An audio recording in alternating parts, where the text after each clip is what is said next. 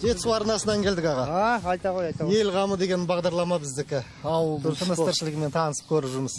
Дұрыс болды. Мыналар жақсы, дұрыс. Тура вовремя келдіңдер ғой сендер. Қойшы, не болып қалды? Ана жүгері мәселесін естіп жатқан шығарсыңдар, елдің бәрі шулап жатыр. Қазір біздің өңір қатты не болып жатыр ғой. Өткізе алмай жатырмыз деп көп азаматтар айтып. Шіріп жатыр ел, шіріп жатыр. Кредит деген қысып жатыр, жылап жатыр елдер. Оны неге сонда алмай жатыр қазір? Сіздер қай жаққа өткізіп жүрдіңіздер? Біз негіз Сарқаннан алатын. Сарқанға заготовка жасап, Талдыронға жан-жаққа кететін ғой.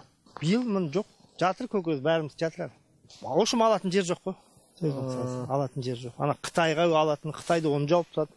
Россия дейді, біз білмейміз ғой политиканың не екенін.